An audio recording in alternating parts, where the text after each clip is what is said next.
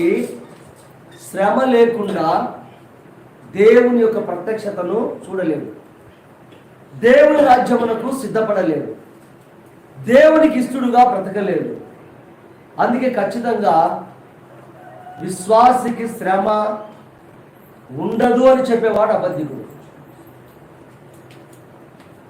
క్రైస్తవునికి ఏ కష్టం ఉండదు అని చెప్పేవాడు అబద్ధికుడు. అసలు క్రైస్తవుడు పుట్టిందే కష్టం కోసం అయితే కష్టమే లేదంటే ఇది దుర్వార్త కాదా? బైబిల్ ఏం చెప్తుందో చూడండి ఒకసారి. బైబిల్ ఏం చెప్తుందంటే మొదటి పేతురు రాసిన గ్రంథంలో 4వ అధ్యాయంలో 16వ వచనమును ఒకసారి చదువుదాం. ఎవడైనను క్రైస్తవుడుగా అయినందుకు బాధ అనుభవించే ఎడల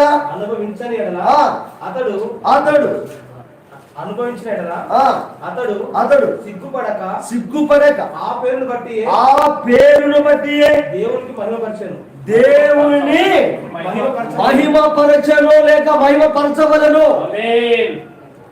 ఏమైనందుకు బాధ అనుభవించిన ఎప్పుడు నువ్వు దేవుని నమ్మిన మొదటి నుంచి కూడా లోకంలోనే కష్టాలు అనుకుంటే యేసు ప్రభువులోకి వచ్చిన తర్వాత, యేసు ప్రభువు నమ్మిన తర్వాత, రక్షణ పొందిన తర్వాత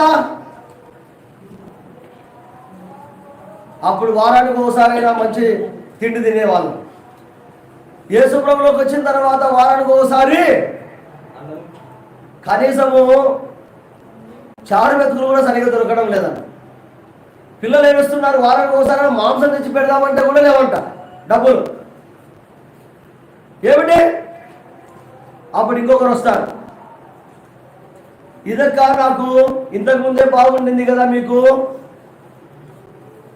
ఆ దేవుడు నమ్మిన తర్వాతనే కదా ఇంత కష్టం వచ్చి పడింది మీకు అని వీళ్ళకు మళ్ళీ పుల్లలు పెట్టే వాళ్ళు కొందరు. అవునా అవునా? చర్చికి వెళ్తే అంత బాగుంటుందంట కదా, మా ఇంటిలో సుందరంగా పోతుంది. ఆమె వాళ్ళ పిల్లలకు ఉద్యోగం వచ్చింది, వాళ్ళు ఈ మధ్యనే ఎగరగొని రిజిస్టర్ చేసుకున్నారంట. దేవుడు వాళ్ళను భలే ఆశీర్వదిస్తున్నాడు. మరి మీకెందుకు ఇలా అయిపోతుంది? గమనిస్తున్నారా? వారిలో ఒక తెలియని బాధను, తెలియని యొక్క అనుమానమును వారు పుట్టిస్తున్నారు. మీరు గమనిస్తున్నారా? ఆశీర్వాదం వెంబడి ఆశీర్వాదం వస్తుందంటే నీవు ఏదో ఒక సమస్యలో తిరిగి లేవలేని సమస్యలో పడబోతున్నావని అర్థం. నిజమైన క్రైస్తవుడు ఇక్కడ ఏమంటున్నాడు? ఏం చెప్తున్నారు ఇక్కడ? బైబిల్ ఏం చెప్తుంది? క్రైస్తవుడుగా పుట్టినందుకు లేక క్రైస్తవుడు అయినందుకు, పాపము జీవితాన్ని మార్చుకున్నందుకు, యేసు వలె బ్రతకాలనుకున్నందుకు,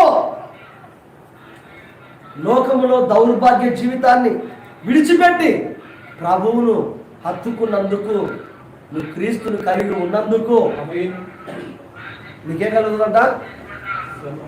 ఏం చెప్తున్నాడు అక్కడ? ఎవడైనాను క్రైస్తవుడైనందుకు బాధ అనుభవించిన ఎడలా అతడు సిగ్గుపడక ఆ పేరును బట్టి, ఏ పేరును బట్టి?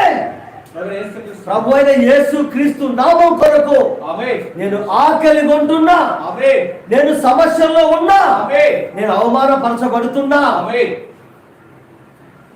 ఇవన్నీ కూడా అనుభవిస్తూ క్రీస్తు నాకు దొరికి ఉన్నాడు, ఆయన సజీవమైన దేవుడు అని నువ్వు సంతోషించినట్లయితే నువ్వు పోగొట్టుకున్నది 100 కంటే ఎక్కువ పొందుకుంటావు. ఆ పేరును బట్టి సిగ్గుపడకూడదంట. క్రీస్తుని బట్టి నువ్వు బీదవాడు అయి ఉన్నావు, క్రీస్తుని బట్టి లేనివాడిగా ఉన్నావు, క్రీస్తుని బట్టి దరిద్రం అనుభవిస్తున్నావు. కానీ అన్నింటికన్నా గొప్పవాడు నీలో ఉన్నాడు. దాన్ని బట్టి నువ్వు సంతోషించాలి. ఏమంటే క్రైస్తవుడు అయినందుకు సుఖం ఉంటుందా, శ్రమ ఉంటుందా? మరి పాస్టర్లు చెప్తున్న సంగతి ఏంది? ఇలా బోధిస్తున్న బోధ ఏంటి? దేవునిని కలిగిన వాడు శ్రమ అనుభవించక తప్పదు. ఆమేన్.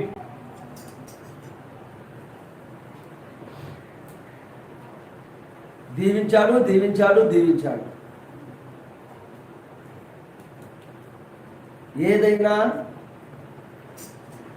మనకు ఒకటి చెప్తుంటారు, ఒక న్యూస్లో పేపర్లో కూడా ఇస్తుంటారు. ఒక ఆయన చెప్తుంటాడు అన్నమాట, లలిత జ్యువెలర్స్ డబ్బులు ఊరికే బంగారు షాప్ ఆయన చెప్తుంటాడు, డబ్బులు ఊరికే రావంటుంటాడు.